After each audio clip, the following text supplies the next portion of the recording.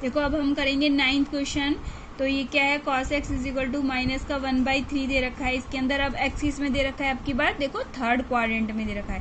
Third quadrant में सिर्फ tan और उसका रेसिप्रोकल यानी कि कॉट, वो दो पॉजिटिव होते हैं और बाकी सारे क्या होते हैं, नेगेटिव। इसलिए cos x हमें किस में दे रखा है, देखो नेगेटिव दे रखा है। फिर से उसी तरीके से करते हैं हम। देखो क्या होता है, x जो है हमारा थर्ड में है, यानी कि पाई से किसके बीच में, हमारा 3π/2 के बीच में है। लेकिन मुझे क्या निकालना है, x/2 निकालना है मुझे। तो मैंने तीनों तरफ 2 से डिवाइड कर दिया, यानी x/2, π/2 और 3π/4। तो ये हमारा कौन से क्वाड्रेंट में आ गया, π/2 से लेके 3π/4, यानी हमारा 3π/4 कितना होता है, देखो 3 × 180/4 45 आ जाएगा।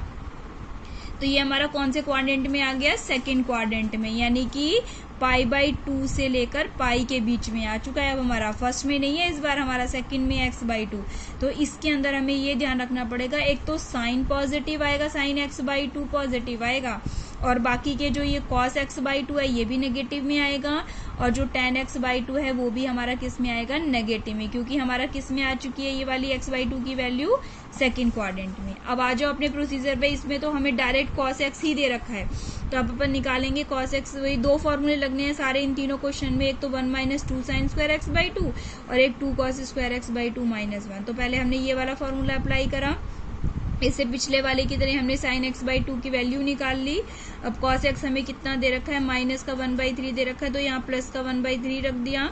एलसीएम ले लिया तो 3 + 1 4 आ जाएगा, 4/2 आ जाए 4/3। अब मैंने डायरेक्ट वो भी ले लिया, देखो यहाँ 3 + 1 कितना हो जाएगा 4/3 इंटू में 2 का स्क्वायर रूट है, इसको मैंने काट दिया तो ये कितना आ जाएगा, √2/√3 आ जाएगा। ठीक है, √2/√3 आ जाएगा हमारा। इसका sin x/2 की वैल्यू क्या आ गई, √2/√3।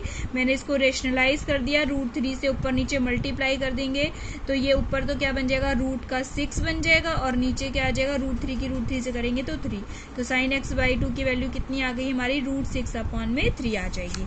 अब उसका ही सेकंड फॉर्मूला लगा देते हैं, cos x 2 cos² x/2। देखो मैंने इसमें ना डायरेक्ट पहले ही माइनस लगा दिया, चाहे आप लास्ट में लगा सकते हैं कि x/2 जो है, cos जो है सेकंड क्वाड्रेंट में नेगेटिव होता है, चाहे आप लास्ट में लगा दें। मैंने पहले ही, क्योंकि जब स्क्वायर रूट लिया इसमें से वैल्यू निकाल के इसको इधर लाए, प्लस हो गया, मल्टीप्लाई में 2 था, डिवाइड में लिया है, और फिर इसका स्क्वायर रूट लेंगे तो प्लस और माइनस दो वैल्यू होती है। लेकिन cos क्या है हमारे x/2 सेकंड क्वाड्रेंट में, इसलिए मैं यहाँ पे ऑलरेडी माइनस लेके चल रही हूँ।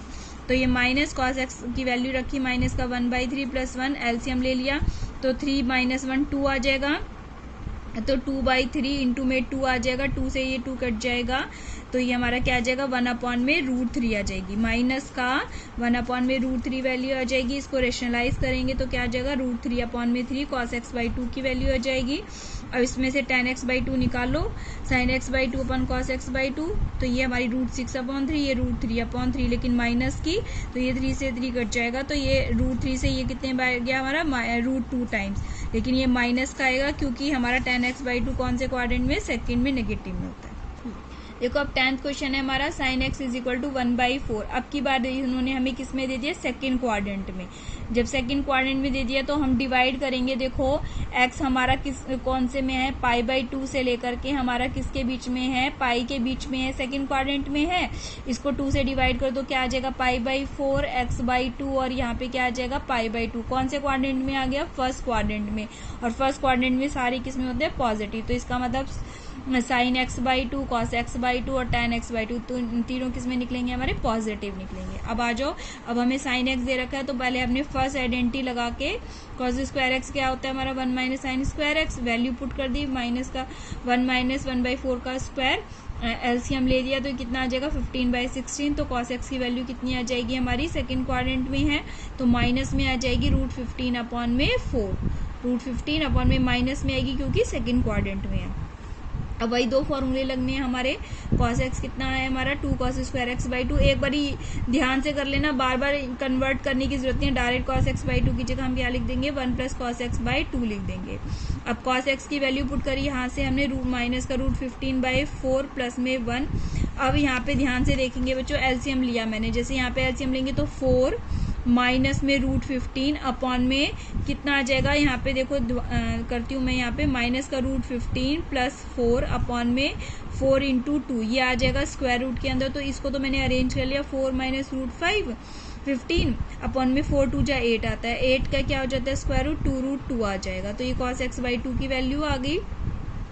अब यहाँ पर हमने एक स्टेप और किया है, चाहे आप यहाँ पर भी छोड़ सकते हैं, अगर ये स्टेप नहीं करना है तो कोई ज़रूरी नहीं है, वो तो आंसर पीछे से मैच करने के लिए कि हाँ भाई ये पीछे क्या दे रखा है। तो हमने क्या करा, इसको रेशनलाइज कर दिया, यानी रूट 2 से ऊपर और रूट 2 से हमने ये अंदर मल्टीप्लाई कर दी, क्योंकि रूट 2 है तो यहाँ पे ब्रैकेट के अंदर देखो ये स्क्वायर रूट है ना, तो स्क्वायर रूट के अंदर ही हमने यहाँ पे 2 लिख दिया, क्योंकि यहाँ पे रूट 2 है यहाँ पर, तो ये रूट 2 होगा तो रूट 2 लिखो, या फिर देखो जैसे ऐसे होता है रूट 2 इंटू में रूट 3, तो इसको हम ऐसे भी तो लिख सकते हैं रूट 6।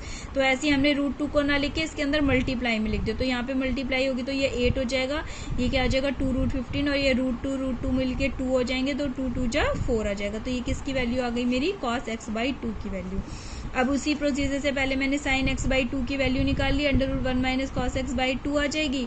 अब cos x की हमारी माइनस का रूट 15 बाई 4 है, तो माइनस माइनस क्या हो जाएगा प्लस का, बीच में माइनस आएगा ना, 1 माइनस का रूट 15 अपॉन में 4 ये आएगी, अपॉन में 2, तो ये माइनस माइनस क्या आ जाएगा प्लस का रूट 15 बाई 4 अपॉन में रूट 2 आ जाएगी, एलसीएम ले लिया 4 प्लस रूट 15 अपॉन में 4 2 जाए वही हमारा क्या आ जाएगा 4 का 2 आ जाएगा, तो 2 रूट 2 आ गई हमारी। अब इसके अंदर भी वैसे ही करा है, हमने रूट 2 से मल्टीप्लाई कर दी, इसके ब्रैकेट में 2 लिख दिया, तो ये कितना आ जाएगा 8 प्लस में 2 रूट 15 अपॉन में 4 आ जाएगी। तो ये हमारी sin x बाई 2 की वैल्यू निकल गई देखो, और अभी हमारी पीछे किसकी निकली थी, cos x बाई 2 की निकल गई। दोनों पॉजिटिव आएंगे क्योंकि फर्स्ट क्वाड्रेंट में। अब tan x बाई 2 की निकालनी है, ध्यान से देखेंगे, दोनों को डिवाइड कर दिया, डिवाइड करेंगे तो देखो ये इसका डिनोमिनेटर में भी 4 है और उसके डिनोमिनेटर में भी 4 है, ये दोनों कट जाएंगे, तो ये क्या बच गया हमारा 8 प्लस में 2 रूट 15 अपॉन में 8 माइनस में 2 रूट 15। अब इसको रेशनलाइज करेंगे, देखो अब हम रेशनलाइज करने के लिए इसके नेगेटिव, इसके अपोजिट साइन से, देखो यहाँ पे माइनस है तो हमने क्या करा, अब ये पॉजिटिव साइन से ऊपर नीचे मल्टीप्लाई कर दी। जब ऊपर नीचे मल्टीप्लाई करेंगे तो ये तो क्या बन जाएगा मेरा होल स्क्वायर, ये क्या बन जाएगा मेरा होल स्क्वायर, बनते ही इसका जो ये स्क्वायर रूट है वो हट जाएगा, क्या आ जाएगा 8 प्लस में 2 रूट 15, और यहाँ पे a माइनस बी और a प्लस बी से मेरा क्या बन जाएगा, स्क्वायर रूट के अंदर a का स्क्वायर माइनस में b का स्क्वायर, स्क्वायर रूट के अंदर बनेगा बच्चों, स्क्वायर रूट के अंदर 8 का स्क्वायर माइनस में 2 रूट 15 का स्क्वायर। और जो हमारा स्क्वायर रूट में, ये तो स्क्वायर रूट में 2 थे, ये हट गया, हमारा क्या बच गया 8 प्लस में 2 रूट 15 बच गया, और हमारे स्क्वायर रूट में क्या था 8 का स्क्वायर माइनस 2 रूट 15 का स्क्वायर। बच्चों देखो क्या था हमारा 8 का स्क्वायर माइनस में 2 रूट 15 का स्क्वायर, ठीक है, स्क्वायर था, तो यहाँ पे 8 का स्क्वायर 64, 2 का स्क्वायर करेंगे 4 और रूट 15 का हट जाएगा, कितना आ जाएगा 15 4 जा 60 आ जाएगा, और इसका स्क्वायर रूट हट गया क्योंकि दोनों का होल स्क्वायर हो गया था ये। यहाँ 8 प्लस में 2 रूट 15, यहाँ पे 64 माइनस 60 यानी 4 आ जाएगा, अंडर रूट में 4 का स्क्वायर रूट कितना आ जाएगा 2 आ जाएगा, ऊपर से 2 कॉमन ले लिया हमने, क्या आ जाएगा 4 प्लस में रूट 15 आ जाएगा, अपॉन में 2 से ये कैंसिल आउट हो जाएगा। हमारा आंसर क्या आ गया, tan x बाई 2 की वैल्यू कितनी आ गई हमारी में 4 प्लस में रूट 15। ओके बच्चों, पूरी एक्सरसाइज कंप्लीट हो गई तुम्हारी, अपनी कर लेना।